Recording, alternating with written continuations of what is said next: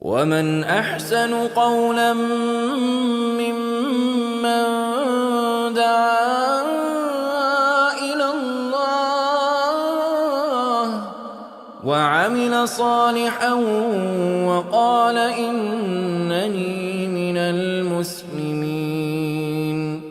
I worked at the English Center at the University of Arizona, and of course working with international students, and lots of Saudi students. Nice. Lots of Gulf students from the Khalij Gulf and all that, yeah. But anyway, he was telling me that he loved chess, Right. and he said when I played chess at home, he said from Saudi Arabia, he said my grandfather, he said he didn't like it at all, and he was telling him my grandfather told us he didn't stop playing chess.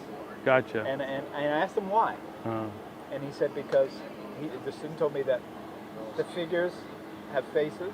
Yeah, it's little statue-looking and things. he said that his grandfather told him the jinn can get into those pieces and have, and that's what as soon as you said the word, that's what I remember. So the jinn is another creation. Like, for example, we have dark matter, we have things we can't see, but scientists do believe exist in the universe, Yes. right? But what about? No, go ahead. It's okay. Go ahead. But the question is like things like palm reading and like some of the Christian traditions they don't care about it, whatever, that's what you do. But some parts are like that is the doorway to Satan. That is the doorway to the devil. Right. And I had students in my class.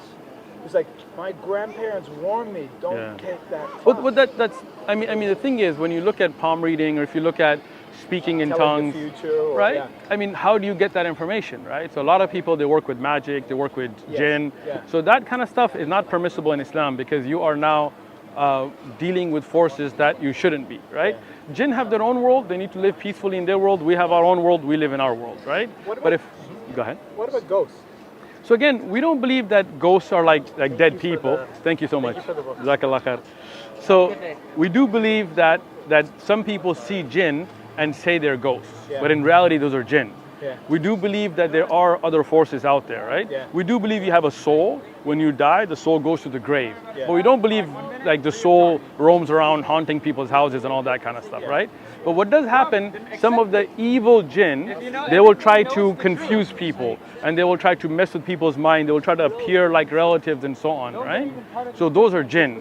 If because of Islam's belief in the existence of jinn, one of the issues we get into in class is the whole idea about the devil and Satan. Right. Now, in the Catholic tradition that I grew up in a long time ago, of course, Satan and the devil is real, and even in the Bible. We believe he's real. And so we don't believe he was an angel, though. There's the difference. Right. Angels are obedient creatures of God. It's another creation. Yeah. They're made out of light, not like the light you flash in a flashlight, but like how humans are made out of the earth. But doesn't mean that you wash away and dirt comes off. But that's a building block, right? So like that, we believe there's angels made out of light, a light that is obedient to Allah. Angels do what God tells them, right? Yeah. Gabriel brings the message. The angel of death takes the souls. That's their jobs, right? Yeah. Then there are jinn and humans. We both have choices, right and wrong, and we get judged on right and wrong.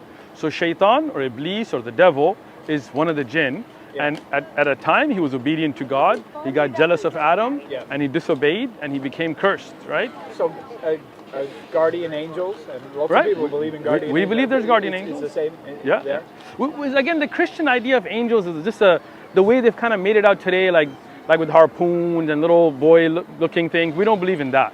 We don't believe they're like human-looking, right? Like they are made of another creature, right? And protect people. There are those that protect people. There are those that are responsible for rain. There are those that are responsible for different jobs. Israfil is the one that's going to blow the trumpet to start the Day of Judgment, and the second and third blowing. Everybody has their job. And with angels too, we get into this whole area of demonic possession. So in Islam, do you believe that people can be? We do believe that, right? That's not going to be by angels. That's going to be by jinn, right? So and when you recite the Quran on them, the jinns can be taken out. They can free the person. One of the things we do in the class, and I mean, the supernatural, the paranormal, some of it is just silly. Yeah. Reading horoscopes. Who cares? See, we're against like Pisces and Libra and all that is shirk. We don't deal with that. But some of it is deadly serious. And I show my students newspaper headlines, and it happens every now and then. If you look at Emily Rose, if you look at documented cases of possessions and so on. The headlines I show my students is you get the headline was a 3-year-old boy was killed in Tucson by his mother, his uncle, someone else. They believed he was possessed by demons. And then I showed him another headline, something similar in California. Right? Adults being arrested by some reason they think young kids are being possessed by demons. So it's like, but Islamically that would be wrong, right? If somebody even had an issue with magic or jinn or mental disorder, you need to seek out proper help.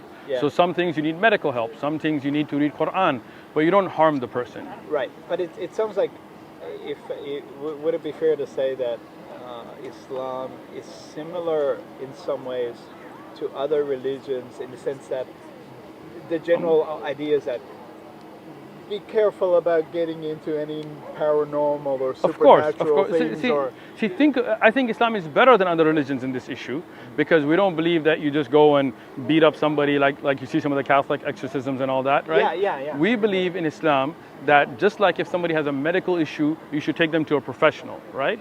So if somebody has an actual jinn issue, you should take them to a proper qualified scholar to evaluate and treat, right? We don't just like I don't like if you're like, hey, I got a headache, I'm not gonna be like, hey, let me perform brain surgery on you, right? Because I'm not a doctor, right? Just like that, an average person shouldn't go and be like, I'm gonna take the jinn out. No, like there are people who are scholars that know that knowledge, that know how to recite the Quran and how to peacefully take that jinn out. Let them deal with it. You know? Do you believe there is a God, though?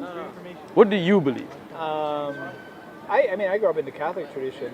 But I think from speaking to you, do realize a lot of the Catholic tradition is kind of made up, right? Yeah, I mean, look at the Pope today. But I drifted away from the Catholic tradition in good. And then, but I mean, and I guess I'm very skeptical about religion in general. Now, when I went to Saudi Arabia. And you went to Saudi Arabia? Yeah. Where were you? I was in Saudi Arabia. I was in Riyadh. What's the city? Tabuk. Tabuk. In the north. Wow. I was at the university in Tabuk. Nice. I was just there for like 5 or 6 days. How did you find the people? Great, wonderful. Nice. Now, that's good. I had a idea. I guess I had a not a problem, but I used to go to Saudi Arabia. I used to go to Colombia in South America, and universities I visited. Everything is run. I mean, at least the people I was dealing with, everything was run by women, and a lot of the women were in charge. I went to Saudi Arabia, and the university in Saudi Arabia, and of course, it's a complete segregation. Yes, of course. There's a great respect for. But it's. I mean, and one of the things I wanted was. I wanted to get a copy of the Quran in English. Excellent. No, but I wanted to get it in Saudi Arabia when I was there. Gotcha. And my hosts were, of course. And then next day, the hotel room became so nice. A wonderful vibe, and I brought it back. Nice. But I expressed, and I guess I was a little bit interested in having that. And they thought I mean, I wasn't so interested in Islam per se. But I remember one of the guys there, he told me, he said, Eddie, if you take one step, the expression was something like this: if you take one step towards God, God will take 10 steps towards you. That amazing? That's beautiful, yeah. Some kind you of come walking, like right? Now you're here. But no, I'm glad I stopped by. But excellent. Because one of the things I'm thinking about doing at the university, what I'm interested in is inviting some scholars to my class. Somebody from the mosque.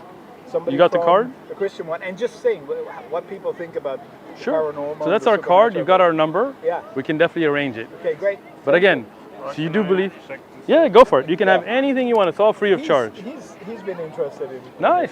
That's your son, or? Yeah, it's my son. Nice to meet you, bro. So what do you believe, though? Do you believe there's a God? No, I guess I'm agnostic. Skeptical. Yeah. But I guess I understand that. I have a very, how to put it? I'm very strongly influenced by science.